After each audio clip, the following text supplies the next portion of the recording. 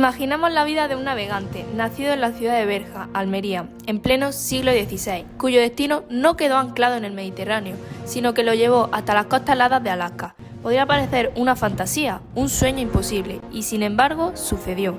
¿Qué sintió aquel hombre cuando su gesta, tan descomunal como improbable, fue enterrada en silencio y convertida en secreto de Estado durante siglos? En este documental desvelaremos quién fue Lorenzo Ferrer, un navegante olvidado que desafió océanos, fronteras y al propio tiempo, y por qué su gesta merece, al fin, ser contada.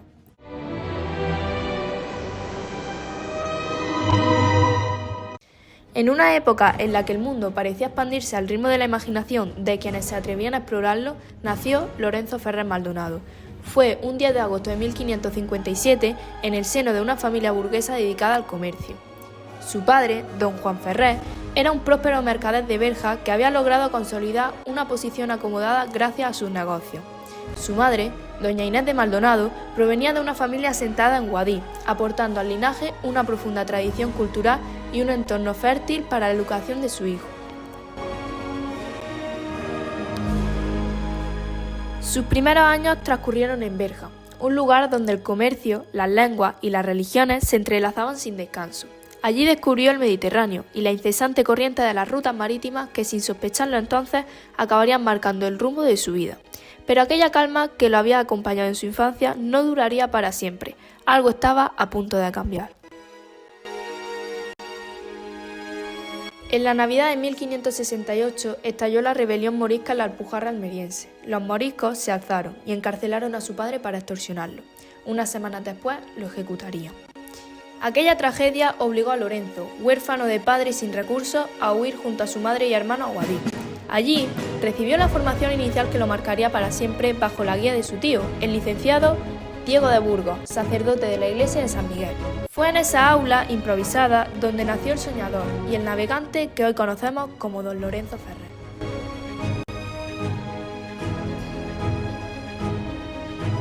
Cuando la guerra morisca terminó, la familia regresó a Berja para encontrar un paisaje desolado. Todos sus bienes habían desaparecido, lo que obligó a doña Inés a tomar una decisión desgarradora pero necesaria: dejar marchar a sus hijos para que pudieran buscar su propio camino. Lorenzo Ferrer tuvo que aprender muy pronto que el mundo no siempre ofrece refugio, pero sí oportunidades, que encontraría en la mar.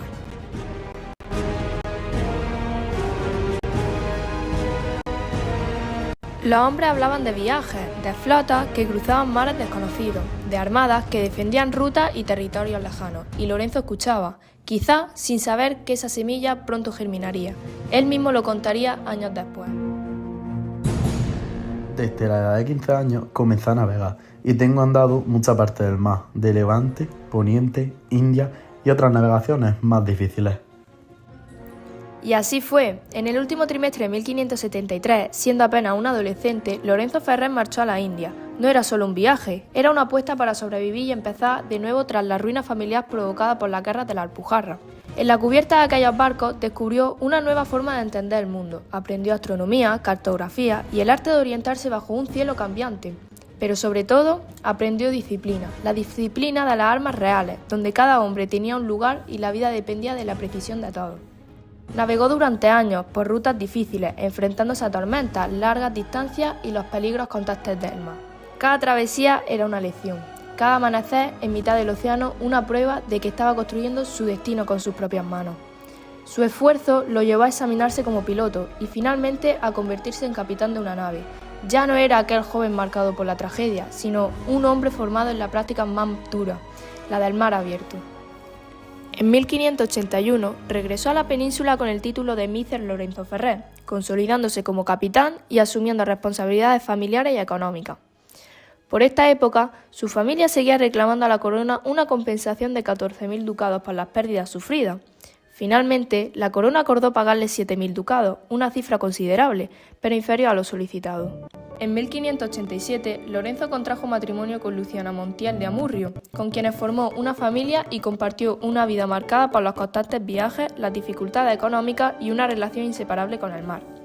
En medio de un periodo complicado, surgió para él una oportunidad inesperada, una empresa que lo llevaría mucho más lejos de lo que jamás había imaginado. Solo un año después, en 1588, Lorenzo emprendería la travesía que lo conduciría hasta el paso del noroeste. A continuación, conozcamos la visión del alcalde de Berja. Buenos días, hoy estamos aquí con don José Carlos Lupión, es ilustrísimo señor alcalde del pueblo de Berja. Buenas. Hola, muy buenas. Bienvenido a la ciudad de Berja. Muchas gracias. Podemos hacer algunas preguntas sobre uno de los personajes más representativos del pueblo. Perfecto. ¿Qué siente un virgitano al saber que uno de los personajes, uno de los elementos de la historia más emblemáticos, nació aquí en Berja? Bueno, pues mucho orgullo. Orgullo porque, bueno, demuestra la grandeza de nuestra ciudad como ciudad, pero también que en un municipio no muy grande, pues que haya personajes como Lorenzo Ferrer Maldonado, bueno, pues que han hecho historia, y una historia importante, porque al final demuestra que somos personas con iniciativa, con ganas, con sensibilidad, con ganas de descubrir, con ganas de abrir nuevos mundos. Y bueno, pues eso para la ciudad de Berja, visto desde muchos años después, pues sentimos un orgullo tremendo. ¿Y cómo homenajea Berja a su ilustre hijo?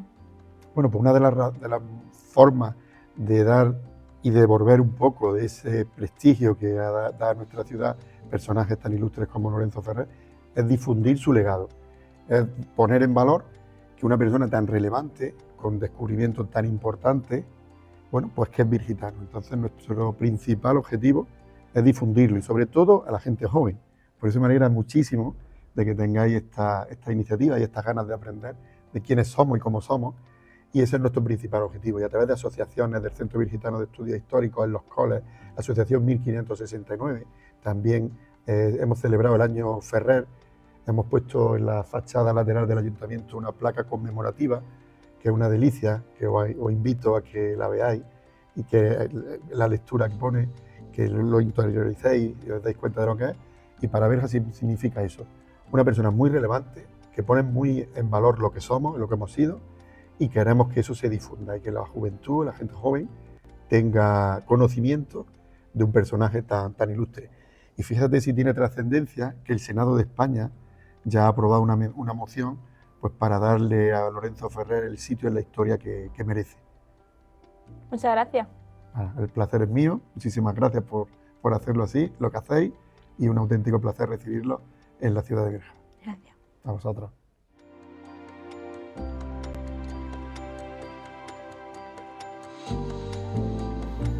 Con motivo del cuarto centenario del fallecimiento de Lorenzo Ferrer, doña Carmen Belén López, senadora por Almería, impulsó en el Senado una moción para su reconocimiento histórico. Escuchemos de primera mano los motivos que llevaron a la senadora a promover esta propuesta. Desde que comenzó su proyecto, ¿qué iniciativas de divulgación e investigación se han materializado y cuáles quedan aún pendientes en su agenda? Pues mira, para nosotros lo primero era llevar a cabo la iniciativa parlamentaria y darla a conocer dentro del seno de la Comisión de Cultura con el resto de los grupos parlamentarios. Eso ya se hizo. La iniciativa contó casi con la unanimidad de los grupos parlamentarios que hay representados dentro de la comisión, y dentro del petitum de esa moción que presentó el Grupo Parlamentario Popular, pues iban una serie de hitos que queríamos se reconociese pues la labor de este señor, de Lorenzo Ferrer Maldonado. Pues lógicamente su figura se estudie en los centros educativos, puedan hacerse tanto reconocimientos como estudios, como se siga la investigación de este propio personaje, y que todo esto se vaya haciendo pues dentro de un marco de consenso.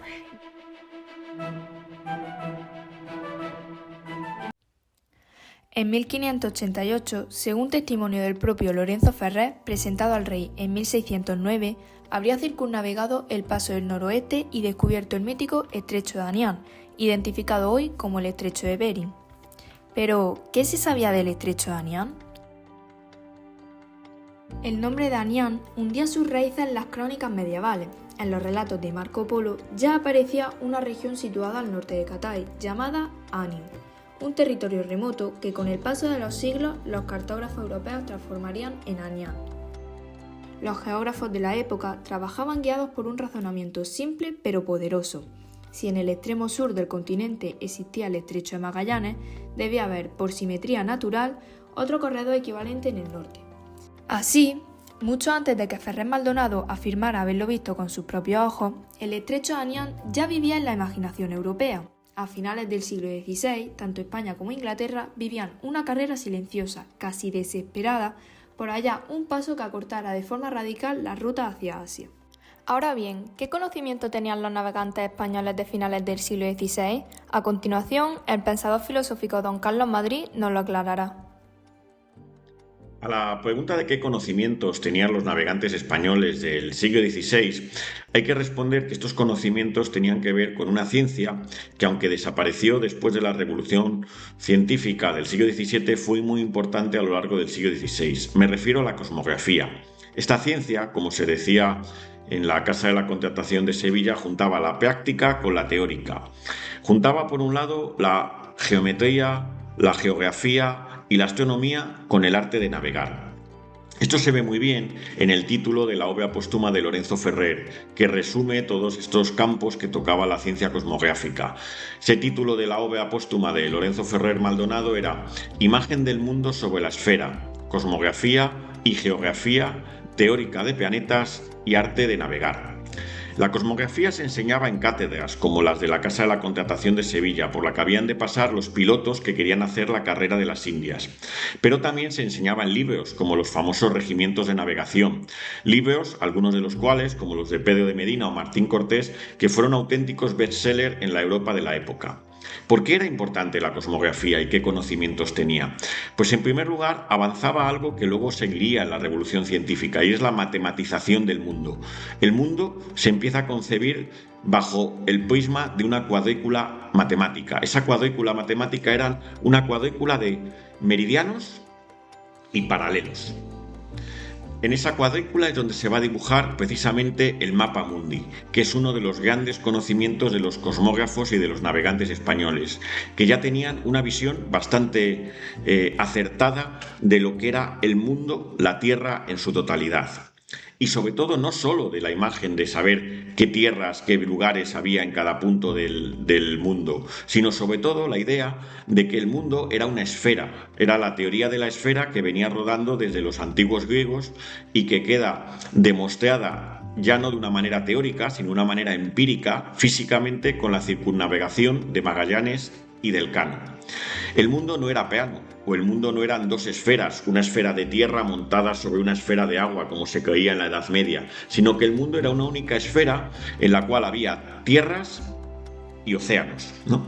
Y en las cuales había una cuarta parte que no era conocida por los antiguos griegos ni romanos. Me refiero a las Indias, a América.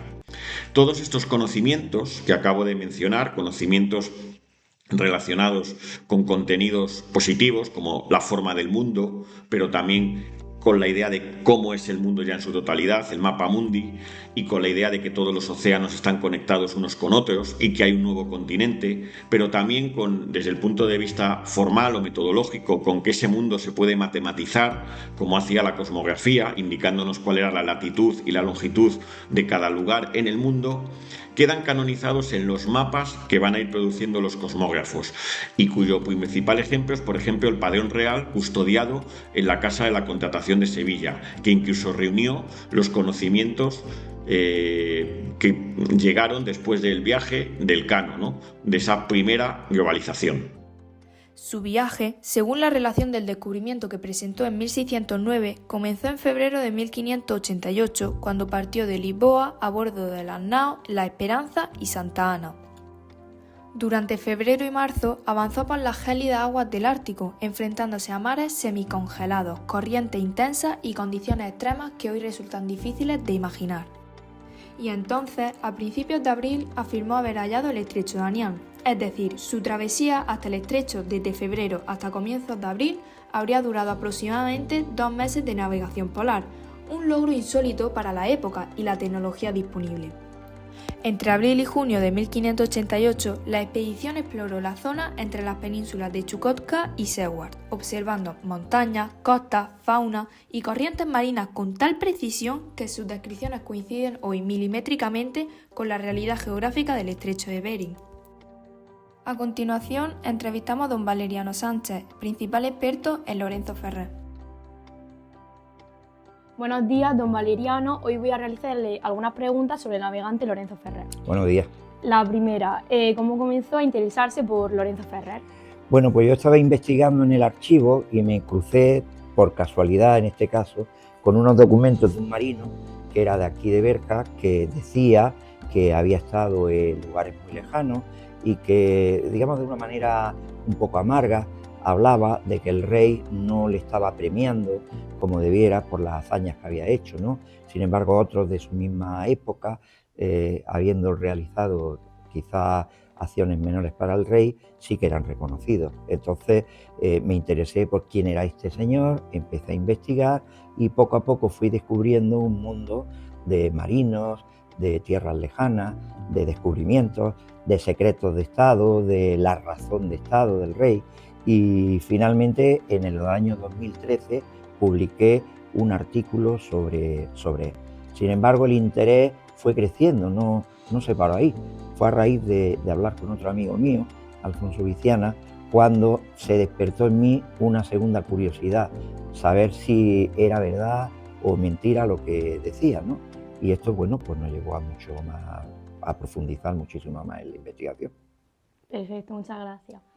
¿Y cuál fue su gesta? Bueno, la gesta que realiza Lorenzo Ferrer es una gesta que no tiene parangón en el siglo XVI, salvo por Magallanes o Cristóbal Colón o Pizarro, ¿no? Y es que en el año de 1588, con 2 naves al servicio del rey, descubre nada menos que un paso que hasta ese momento se encontraba oculto para los geógrafos y los cartógrafos de la época, que es el estrecho, lo que conocemos nosotros hoy día como estrecho de Bering, aunque en su época, aunque nadie lo había descubierto, le llamaban estrecho de Ania. Esta quizás sea una de las hazañas más importantes para el conocimiento de lo que sería la geografía mundial, ¿verdad? ¿Y qué hizo ahí exactamente? Bueno, pues allí hizo muchísimas cosas, ¿no? Entre otras, describirnos una geografía, una fauna, una climatología, unas mareas, unas montañas, unas costas que hasta ese momento no eran conocidas, ¿no? Es lo que llamamos en una palabra técnica nosotros el ensanchamiento de la ecúmene, ¿no? Del conocimiento del espacio, ¿no? Y estuvo durante 2 meses, que no es poco tiempo, de tal manera que le dio tiempo a hacer estudios de hidrografía, climatología, botánica, fauna, etc. ¿Y por qué España lo silenció? Esta es una pregunta muy buena. Tiene que ver con el interés del Estado español, ¿no? El Estado español entonces, conocido como la Corona Hispánica, era un imperio excesivamente enorme y como tal también tenía excesivos enemigos, y para poder proteger sus posesiones había pasos como podían ser los estrechos, los canales y tal. En el caso de lo que descubre Lorenzo Ferrer es un estrecho que debe quedar oculto, puesto que las potencias enemigas podrían entrar a través de él y de alguna manera hostigar al imperio español, ¿no? Y esto fue lo que hizo el que la corona española construyera toda una leyenda, lo que conoceríamos como una leyenda negra, sobre este marino que había mentido, que no era posible que existiera lo que decía que era cierto, ¿verdad? Pues muchas gracias. A vosotros, a vosotros. Esa fue su verdadera gesta, haber sobrevivido, descrito y cartografiado un territorio remoto que ninguna potencia europea había logrado dominar, adelantándose a ese ímpetu explorador que más tarde movería también a los ingleses a buscar el mismo paso. Según se cuenta en su crónica, desde la partida de Lisboa a la llegada al estrecho de Anián, habían navegado 1.710 leguas, lo equivalente a 10.877 kilómetros, una distancia real. Fue una travesía marcada por las tormentas, las corrientes impredecibles y las inclemencias del tiempo, un viaje en el que cada jornada suponía un nuevo desafío para la expedición. A continuación, escuchemos la experiencia de un marino, el comandante Bernal. ¿Podría explicarnos usted cuáles fueron los principales problemas técnicos de navegación a la hora de llegar a Alaska? Bien. y cómo fueron resueltos.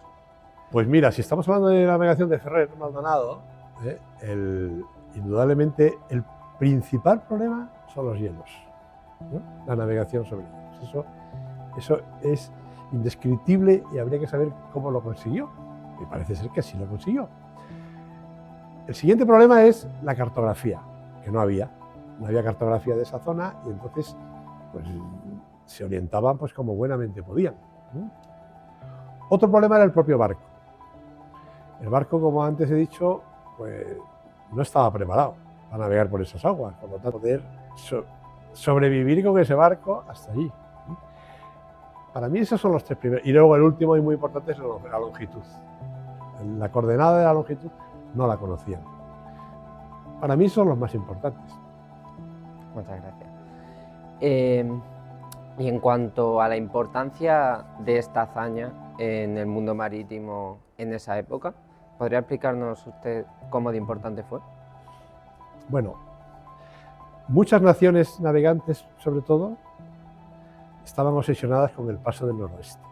Muchas, porque tenía muchas ventajas de acortar tiempos, de dirigirse de un continente a otro, de un océano a otro.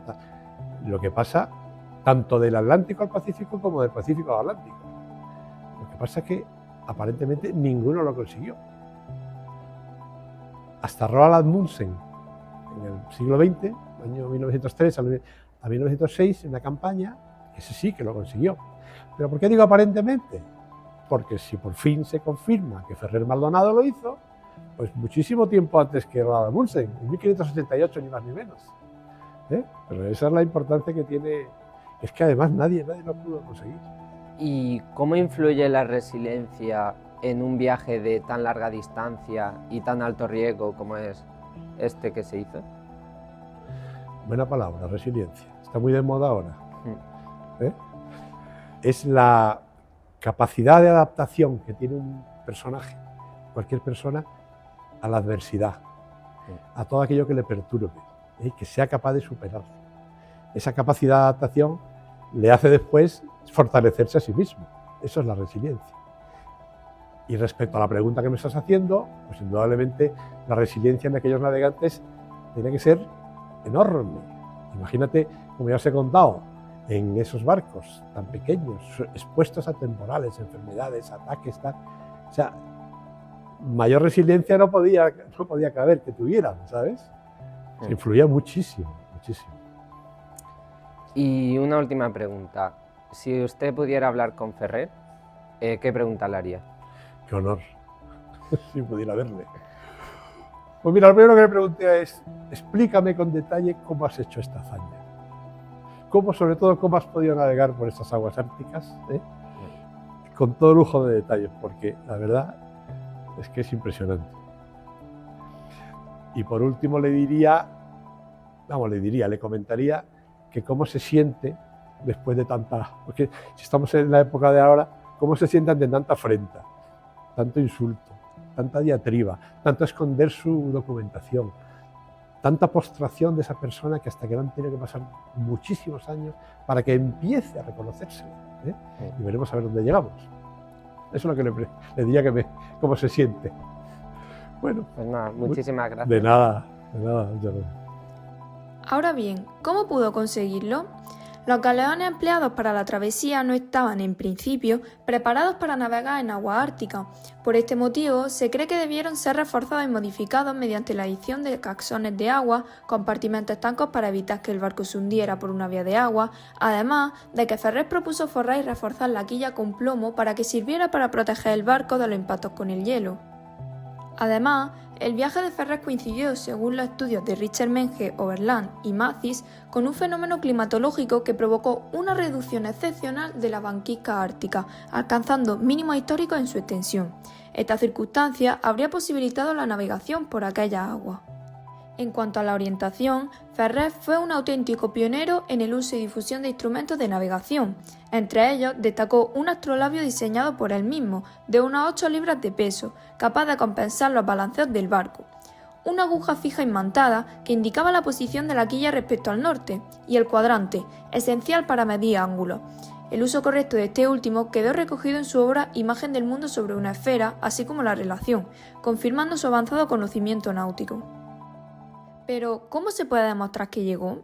Durante su travesía, Ferrer fue recopilando información sobre la fauna y la flora que encontraba a su paso. Siglos más tarde, al contrastarlos con el ecosistema real de la región, muchos de esos datos coincidieron con sorprendente precisión.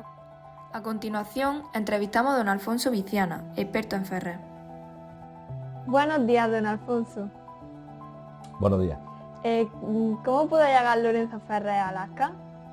Pues posiblemente fue un viaje complicadísimo. Más que nada porque todos conocemos cuál es la situación del Ártico. Es una situación extrema, de clima extremo, es muy difícil de navegar porque se forma hielo, ya sabéis lo que es la banquisa, porque está permanentemente sacudido por tormentas y también porque estaban bajo los efectos de la noche de invierno, es decir, prácticamente estaban a oscuras, aunque la noche de invierno, ya como sabéis, siempre había un tinte de luz azul, ¿no? Por eso también se llama noche azul, ¿no? Las condiciones tuvieron que ser muy complejas, muy difíciles, porque como sabemos, el hielo del Ártico impide la navegación. ¿Qué es lo que pasa? Lorenzo Ferrer sabía que había zonas de mayor agitación. Entonces en esas zonas de mayor agitación se forman lo que se denominan galletas de hielo y polinias. Entonces por ahí fue por donde fue progresando en su derrota hacia el estrecho de Anian. ¿Con qué adversidades climáticas tuvo que lidiar Ferrer durante su expedición? Bueno, pues posiblemente con unas condiciones extremas, de frío extremo. Él en sus observaciones, que escribió en la relación que presentó años después al rey Felipe III, decía que los rociones de mar, cuando caían encima de la cubierta del barco, se helaban, de tal modo que él llegó a pensar que estaban navegando sobre un barco de cristal, porque el hielo lo rodeaba todo.